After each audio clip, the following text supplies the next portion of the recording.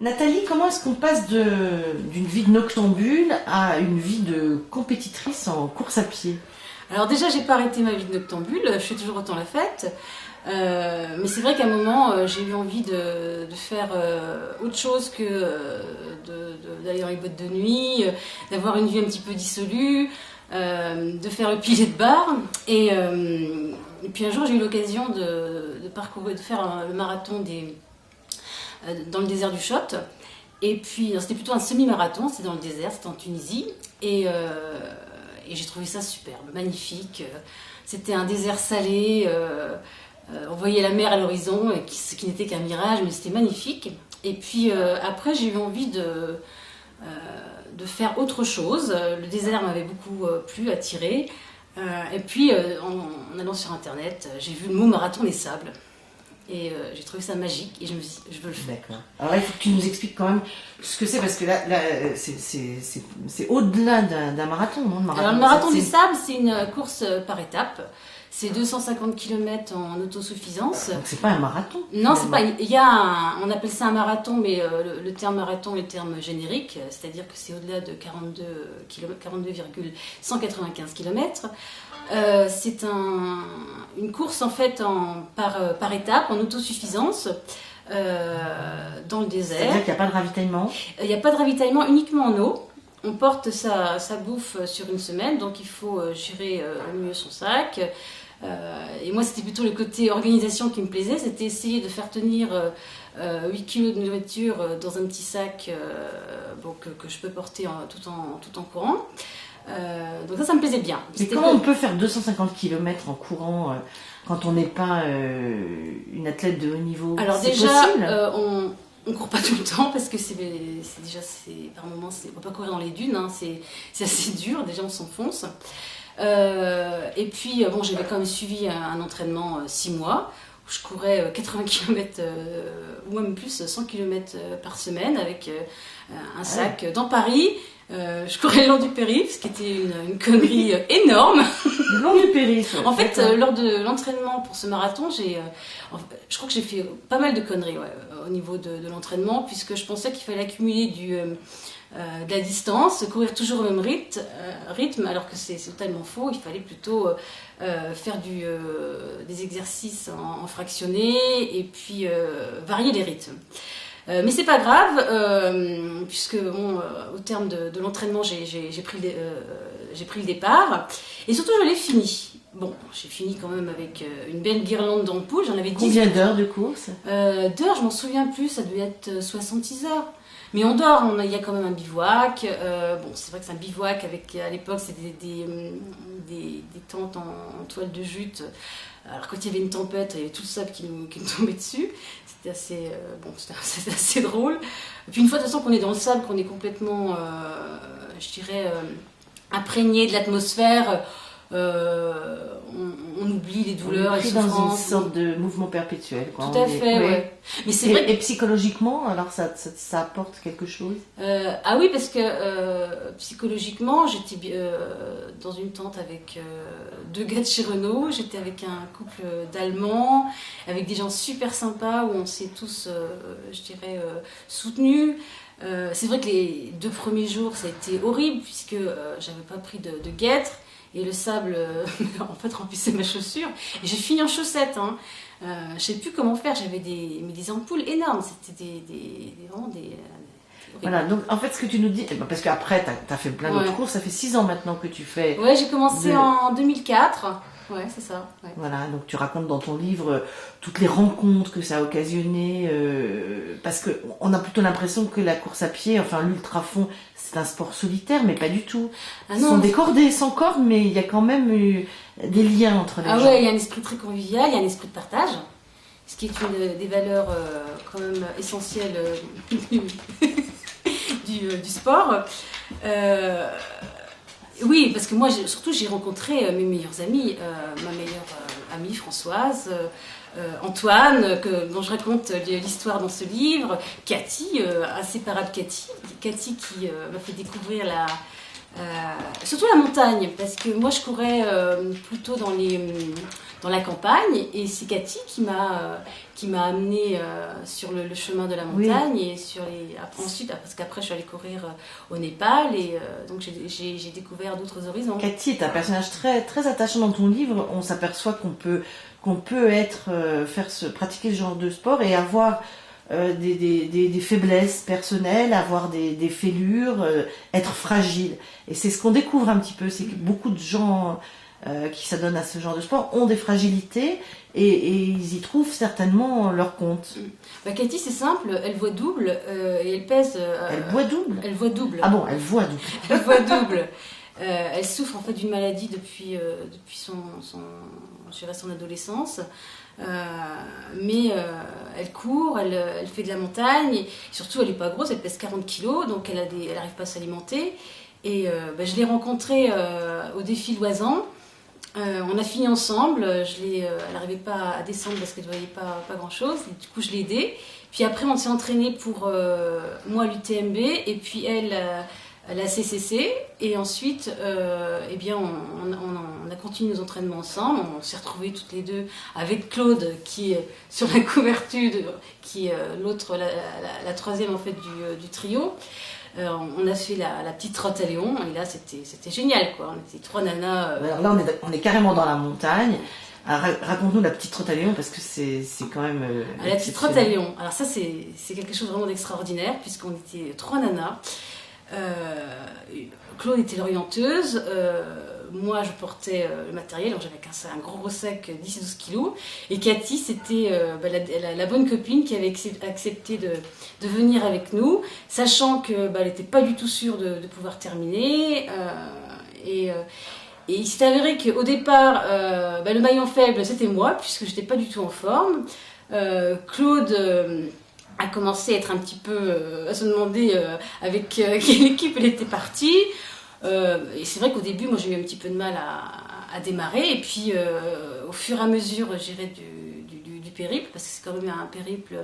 On était parti le mardi à 22h et on doit arriver le dimanche à 16h. Et puis c'est vrai qu'au fil du périple, on s'est rendu compte qu'on n'allait pas arriver dans les temps, mais on s'est dit c'est pas grave, on va profiter de la montagne. Donc on s'arrêtait, on dormait, on regardait le paysage. On s'est fait héberger par un berger dans sa caravane. Enfin c'était pas dans sa... C'est ça qui est intéressant dans ton livre, c'est qu'on a vraiment l'impression que c'est une véritable aventure que vous vivez à chaque fois, avec des rebondissements, des moments de souffrance, des moments d'extrême bonheur. Il y a l'arrivée, par exemple, faut que tu nous parles de l'arrivée, parce que tu as des pages magnifiques sur l'arrivée. À l'arrivée, c'est l'arrivée du Tour de France. C'est vrai qu'on est accueillis comme des stars de cinéma. Les gens nous touchent. Ils veulent en fait... c'est comme s'ils voulaient participer à notre bonheur, à notre douleur. Et il y a un côté très, très euphorique. Il y a toute une effervescence. Et ça, je dirais, ça vous prend les tripes. Et moi, je me souviens de l'arrivée à la petite trotte à Léon. On l'avait terminée avec Claude. Cathy avait dû... nous lâcher parce qu'elle était arrivée au bout d'elle-même. Alors moi je lui ai dit, écoute Cathy, arrête, ça sert à rien, tu vas pas te mettre dans des états épouvantables. Mais elle avait atteint quelque chose, et je voyais dans son regard. Je lui ai dit, écoute, tu vas te reposer, puis quand on arrive, on reformera le trio à l'arrivée. Et là c'était super. C'est un triomphe. Ouais, c'est un triomphe. Tu veux dire que tu dis que le dernier est autant un héros que le premier. Ouais. Tout à fait. Alors, est-ce que c'est ça ce serait une façon d'expliquer pourquoi la course a autant, enfin l'ultrafond a autant de succès? Oui, c'est vrai que le dernier, il est autant acclamé que le premier. Et d'ailleurs, on le voit bien, surtout c'est au Marathon des Sables. Souvent, ce sont les Coréens qui arrivent les derniers. Et quand ils arrivent, il fait nuit, ils sont dans des étapes pas possibles. Mais il y a tous les coureurs qui sont arrivés bien plus tôt, qui viennent les accueillir. Et c'est la fête, c'est une deuxième fête. On le voit aussi, par exemple, sur les Templiers. Le dernier, il est accueilli avec une flamme qui brille, et c'est magnifique, quoi. Je veux dire, Alors, est-ce qu'on n'est pas complètement shooté quand on arrive? C'est évident qu'on est complètement shooté. on se prend quand même des décharges d'endorphines. D'ailleurs, on les produit nous-mêmes. Hein. On est totalement shootés. On dirait que c'est de la drogue biologique. Ouais. Oui, oui, complètement. On la produit soi-même, évidemment. Alors, tous ne recherchent pas ils ne font pas ça pour un bon gros shoot d'endorphines. Il y a ceux qui ont aussi des prétentions de podium. Mais moi, c'est pas du tout ça. Moi, c'est plutôt le trail vu de l'arrière. Et il se passe plein de choses vu de l'arrière. Hein. Oui. Et du coup, moi, j'ai le temps de regarder les paysages, d'observer. Et surtout, moi, ça m'a fait découvrir la montagne. Oui. Parce que moi, j'ai quand même fait quand j'ai fait l'ultra trail pour la première fois, j'avais jamais randonné de ma vie. Et je sais pas ce que c'était, quoi. J'étais jamais allée en montagne. Bon, c'est vrai que Donc, t'es quand même sensible à la beauté du paysage. Oui, complètement. Un lever de soleil, une petite brume. Non, puis il y a aussi l'accueil des bénévoles, parce qu'il y avait quand même pas mal de ravitaillement, où les bénévoles nous acclament. Hein, puis ils sont là, ils attendent toute la nuit dans le froid. C'est... Alors tu parles d'une communauté en fait. Ouais, c'est une communauté. Pour toi, c'est une communauté de... C'est une communauté avec un esprit, avec des tribus, puisqu'il y a les gens qui font de la route, il y en a qui font du sentier, il y en a qui courent sur des circuits de 900 mètres, hein, c'est ce qu'on appelle les 24 heures. En fait, c'est la nature, la route qui devient un cadre pour courir. Beaucoup de citadins, j'imagine, de gens qui ont besoin de donner un sens à leur vie et puis de se confronter avec la nature. Dans le trail, il y a beaucoup de cadres sud, il suffit de regarder comment est looké le trailer. C'est vraiment le coureur high-tech avec l'ordinateur de poignet, les bidons, la super frontale, le collant dernier cri. Ça reste quand même un sport abordable, c'est pas...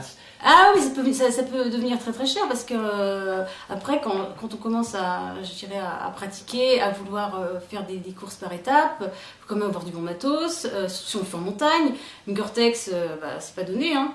Bon, évidemment, il y a des membranes qui sont moins chères. Après, c'est jusqu'où on peut aller pour dépenser, mais c'est vrai que ça a quand même un coût. Hein. Et puis après, quand on fait des préparations, il y a les hébergements, on veut aussi en faire profiter sa famille, parce qu'effectivement, le papa, c'est devenu le héros, on l'attend... on le supporte, quoi. On supporte, devient supporter, c'est vrai, le père, il a fait chier toute la famille pendant 6 mois, il a fallu s'aligner sur son plan d'entraînement. Donc toute la famille est là. Toute la famille est là. Ouais. Puis c'est vrai que c'est une fierté pour le papa, parce que montrer que il se dépasse, qu'il est capable d'accomplir des choses extraordinaires, le temps d'une course. D'accord. Et qu'est-ce que ça a changé dans ta vie, toi? T'as vraiment l'impression que c'est un tournant, quoi, que c'est quelque chose qui a été décisif? Non, je dirais que c'est plutôt une ligne de fuite. Ça m'a révélé des ressources insoupçonnées. Mon endurance, je pense que je savais que j'étais endurante, mais je l'avais jusqu'à présent plutôt expérimenté. À l'école, quand t'étais petite. Oui, et puis la nuit, le marathon des bars. Hein. Je suis pas trop mauvaise. Et puis, surtout pouvoir avoir un objectif et puis faire en sorte de prendre par exemple 6 mois et puis de me préparer et essayer d'atteindre cet objectif. Et puis surtout, ça révèle vraiment des choses insoupçonnées. Sur l'endurance. Sur l'endurance. Puis en plus, ça permet après de dédramatiser certaines choses. D'avoir un autre regard sur la vie. Mais je dirais pas que ça m'a bouleversée. Hein. Ça m'a plutôt ouvert une piste. D'accord. Et d'ailleurs, la piste que ça a ouverte, c'est que tu vas finalement faire un peu le contraire de ce que tout le monde fait. En général, on court, on s'entraîne pour aller en montagne. Et toi, tu fais de la montagne. Tu as commencé à faire de la montagne ici à Chamonix pour pouvoir faire l'Ultra Trail du Mont Blanc. Ouais. La petite Rotaléon, et puis maintenant tu vas partir carrément à l'Everest. Ouais, en fait c'est même incroyable parce que moi, quand j'ai fait l'Ultra Trail en 2004, donc j'avais aucune expérience de la montagne, j'avais jamais randonné. Puis après, j'ai eu envie d'apprendre. J'ai commencé à randonner avec ma copine Cathy, à découvrir les paysages, à dormir dans les refuges. Et puis après, j'ai eu envie de faire de l'alpinisme et à force de tourner autour, j'ai eu envie d'aller un petit peu plus haut et puis d'essayer d'aller sur des terrains un petit peu plus techniques. Et j'ai pris un guide et ça fait 2 ans que je fais régulièrement quelques courses. Je suis pas très douée, hein, je suis pas du tout une technicienne, mais j'ai envie d'apprendre. Et c'est un processus qui est long et que j'ai choisi en fait de faire parce que je pense que la montagne, il faut du temps. Il y a beaucoup de choses à connaître. Rien qu'en alpinisme, il y a le côté technique qui peut être assez réverbatif. On n'apprend pas ça en 3 jours de formation. C'est vraiment un processus temporel. Et puis, de fil en aiguille, je me suis tâtée sur des sommets un petit peu plus hauts. Et puis, l'année dernière, j'étais allée sur l'Everest avec l'alpiniste Marie Battard. J'étais très contente parce que j'étais allée jusqu'à 8000. Et puis, cette année, je voudrais refaire la même chose, mais aller toujours plus haut, mais toujours sans oxygène. Parce que je me suis rendu compte que les bouteilles, il y avait un coût énergétique qui était trop important. Et puis que c'était plus un danger qu'une assurance. Parce qu'en fait, ça pouvait masquer des problèmes. Et donc, du coup, j'irai le plus haut possible, mais sans oxygène. Si ça ne va pas, je redescends. Je ne suis pas omnibulée par le sommet. Moi, c'est plus la façon. On l'espère, oui. C'est plus la façon. D'accord. En tout cas, voilà, ce livre, tu as raconté toute cette expérience. C'est presque un livre initiatique ça donne envie de courir, de faire du sport, enfin, en tout cas, de se bouger. Et surtout, ça m'a donné envie d'écrire. Parce oui, que c'est surtout ça qui. En fait, le trail m'a révélé ça. J'ai eu envie d'écrire et au fur et à mesure que je l'écrivais, je sentais que l'écriture se bonifiait. Donc du coup, c'est en ce sens que ça a été une... Oui, mais c'est de plus en plus sensible, dans l'émotion, et tu as mis de toi dans ce livre, de ta vie. C'est pas un traité ni de physiologie, ni sur la course à pied, mais c'est ton expérience. C'est pas un boulot de journaliste, effectivement, c'est autre chose, c'est du niveau d'un document. D'ailleurs, tu m'as beaucoup aidée, puisque tu m'as dit d'oublier mon métier de journaliste et vraiment de m'impliquer, d'apporter de l'émotion. C'est vrai que ça n'a pas été toujours facile, mais j'ai appris énormément de choses et là, c'est vrai que j'en suis très contente.